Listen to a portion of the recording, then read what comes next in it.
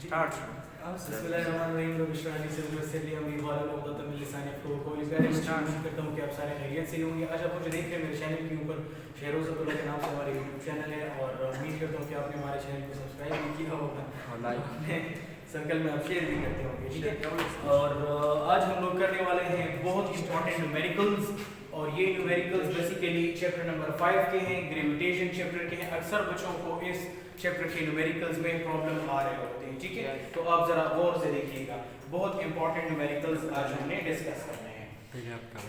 Numerical number 1, question number 1 क्या कहा जा रहा है गिवन डेटा में, जरा स्टेटमेंट को रीड करते हैं।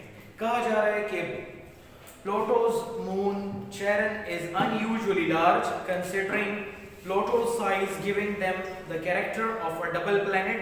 The masses are 1.25 into 10 power 22 kilogram and 1.9 into 10 power 21 kilogram, and their average distance from one another is 1.96 into 10 power 4 kilometers. What is the gravitational force between them?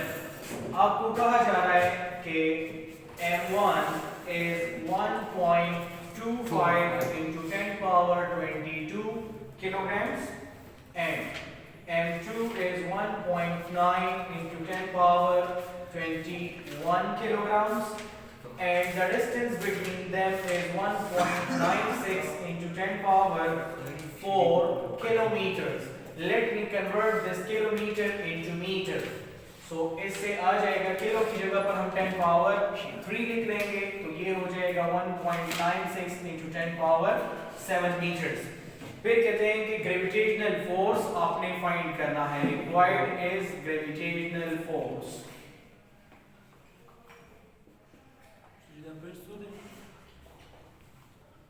Page number 147, gravitational force की value आपने find करनी है। और याद रखें कि gravitational constant की value understood है यहाँ पर। तो अंडरस्टूड वैल्यू क्या चीज हमें पहले से मालूम है, that is the value of gravitational constant, that is 6.67 into 10 power minus 11 newton metre square per kilogram square. ये वैल्यू कैपिटल जी की हमें पहले से मालूम है, सही है। अब हम लोग चल रहे हैं और इसकी डेरिवेशन की तरफ चलते हैं। सॉरी, इसमें फार्मूला यूज करेंगे और उसके अंदर वैल्यूज को पुट करेंगे, ठीक है। तो सॉल्यूशन की तरफ चलते हैं and we can write that f is equal to capital G m1 m2 divided by r square. Capital G की वैल्यू आपको मालूम है 6.67 into 10 पावर माइनस 11, m1 आपको गिवन है 1. ग्रेविटेशनल फोर्स ने Fg ना राजी सर जी, एक ही बात है, आपकी मर्जी। स्मॉल कैपिटल F भी कर सकते हैं, capital F to the base small g भी कर सकते हैं, दोनों रिप्रेजेंटेशन ठीक है, सही। 10 पावर 22 और m2 वैल्यू आपके पास कितनी है, दैट इज 1.9 into 10 पावर 21 और r स्क्वायर है, तो r 1.96 into 10 power 7 whole square. बाकी इसको आप कैलकुलेटर कर लें और आंसर निकाल लीजिएगा, आपका आंसर न्यूटन में आ जाएगा, ठीक है। ये तो हुआ क्वेश्चन नंबर 1।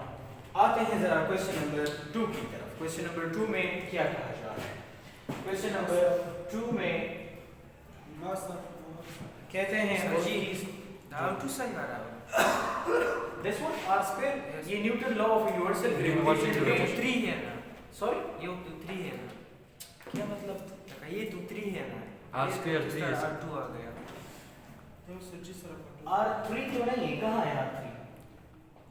ऊपर है ना वो 3 No, this is r। ये 3 क्वेश्चन नंबर 2 की तरफ आते हैं। The mass of Mars is given as 6.4 into 10 power 23 kilogram and having radius of 3.4 into 10 power 6 meters. Calculate gravitational field strength on Mars. Given आपको क्या है, mass of Mars given है, mass of Mars इन्होंने क्या दिया हुआ है, that is 6.4 into 10 power 23 kilograms। फिर कहते हैं कि radius radius of Mars, Mars की जो रेडियस है that is 3.4 into 10 power 6 meters। Required क्या है, ग्रेविटेशनल फील्ड स्ट्रेंथ मतलब स्मॉल जी की वैल्यू को फाइंड करना है, ठीक है। ग्रेविटेशनल फील्ड स्ट्रेंथ, ठीक है, स्मॉल जी की वैल्यू आपने फाइंड करनी है। आपको मालूम है कि हमने स्मॉल जी की इक्वेशन निकाली थी, लेकिन सरफेस ऑफ अर्थ के लिए वो इक्वेशन हमने फाइंड आउट की थी, स्मॉल जी की वैल्यू फॉर सरफेस ऑफ अर्थ, ठीक है। स्मॉल जी की वैल्यू जो सरफेस ऑफ अर्थ हमने फाइंड आउट की थी that was 9.8 for surface of earth, for earth surface जो स्मॉल जी की वैल्यू हमने निकाली थी, it was small G is equal to capital G M E divided by R E square, R E square, right. याद रखें ये earth surface के लिए स्मॉल जी की वैल्यू थी, लेकिन अगर इसी वैल्यू को हम मास के लिए कन्वर्ट करेंगे तो फिर क्या होगा, लेकिन for mass surface, mass surface की अगर हम बात करेंगे, याद रखिए ये अर्थ के लिए था, तो मास के लिए हो जाएगा जी एम, यहां पर टू द बेस एम लिख लें, कैपिटल जी एम ई अपनी जगह पर, और रेडियस ऑफ अर्थ की बजाय रेडियस ऑफ मार्स का स्क्वायर हो जाएगा, ठीक है। ग्रेविटेशनल फील्ड स्ट्रेंथ फार्मूला जैसा जी बिल्कुल, ये ग्रेविटेशनल फील्ड स्ट्रेंथ का फार्मूला है, ठीक है।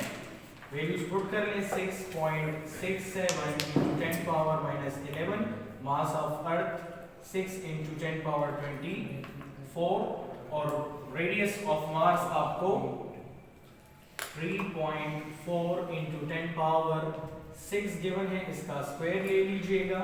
इसकी वैल्यू जब आप कैलकुलेटर के जरिए फाइंड करेंगे तो कोई आंसर आ जाएगा, लेकिन मीटर पर सेकंड स्क्वायर में आएगा, ठीक है। फिर कहते हैं क्वेश्चन नंबर 3। क्वेश्चन नंबर 3 की स्टेटमेंट को जरा रीड करते हैं। क्वेश्चन नंबर 3 की स्टेटमेंट में क्या कहा जा रहा है कि क्वेश्चन नंबर 3 कहते हैं कि Titan is the largest moon of Saturn and the only moon in the solar system known to have substantial atmosphere. Find the acceleration due to gravity on Titan's surface. Given the mass of Titan is this much, 1.35 into 10 power 18, and its radius is 2570 kilometers. आपको given में कह रहे हैं कि mass of Titan, ठीक है, mass of Titan MT कितना given है जी, 1.35 into 10 power 18 kilograms, and radius of Titan, radius of Titan RT, that is 2570 kilometers। RT convert कर ले जरा, 2570 किलो की जगह पर 10 पावर 3 लिख लें, तो ये हमारे पास रेडियस ऑफ टाइटन हुआ। आपको acceleration due to gravity find करना है, लेकिन on surface of Titan find करना है, ठीक है।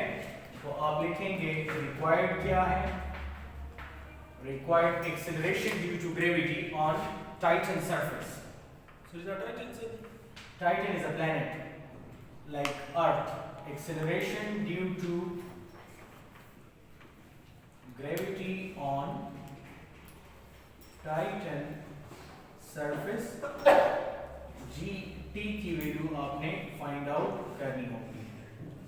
आपको मालूम है ग्रेविटेशनल एक्सेलरेशन की वैल्यू फॉर सरफेस ऑफ अर्थ जो हमने निकाली थी, इट वाज दिस वैल्यू, लेकिन फॉर सरफेस ऑफ टाइटन अगर हमने कन्वर्ट करना हो तो E की बजाय जस्ट T लगा लेंगे, बाकी इक्वेशन वही रहेगी, ठीक है। तो आप लिखेंगे फॉर टाइटन सरफेस,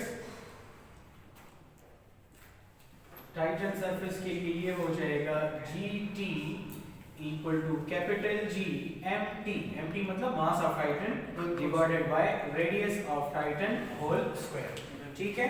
अब इस पे वैल्यूज को पुट करेंगे, हमें GT की वैल्यू चाहिए, तो ये हो जाएगा G की value 6.67 into 10 power minus 11 and mass of Titan is 1.35 into 10 power 18, ठीक हो गया। और रेडियस ऑफ टाइटन आपके पास कितना गिवन है, this is 2570 into 10 power 3 whole square.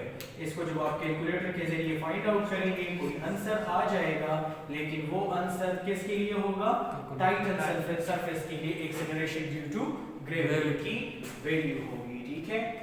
आगे चलते हैं और कहा जा रहा है, सॉरी जी आगे नहीं नंबर 4। अच्छा क्वेश्चन नंबर 4 है अजी, कहते हैं क्वेश्चन नंबर 4 में, क्वेश्चन नंबर 4 कहते हैं कि at which altitude above earth surface would the gravitational acceleration be 4.9 metre per second square, ठीक है।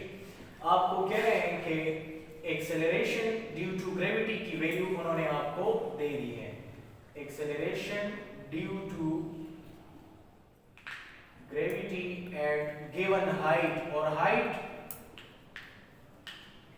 ठीक है, हाइट जो वो बता रहे हैं उस हाइट के लिए आपके पास GH की वैल्यू उन्होंने आपको दी है and that is 4.9 metre per second square. GH की वैल्यू आपको दे दी है उन्होंने।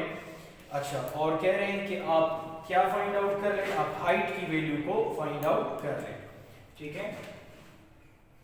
रिक्वायर्ड है हाइट, H की वैल्यू आपने फाइंड आउट करनी है, सही हो गया। अच्छा जी, आ जाते हैं सॉल्यूशन की तरफ, और G की वैल्यू सरफेस ऑफ अर्थ के लिए तो ये होती है, लेकिन जब कोई सर्टेन हाइट आ जाता था तो फिर जो फॉर्मूला हम यूज करते थे, it was for certain height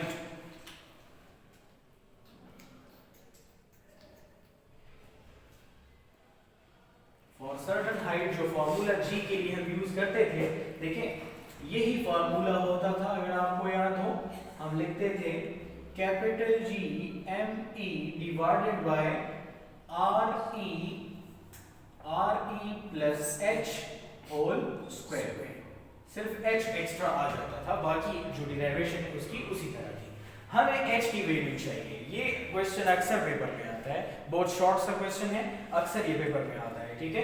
इसकी क्रॉस मल्टीप्लिकेशन करते हैं बाय क्रॉस मल्टीप्लिकेशन, जैसे क्रॉस मल्टीप्लिकेशन करेंगे तो इससे आ जाएगा GH into RE plus H whole square equal to capital G ME।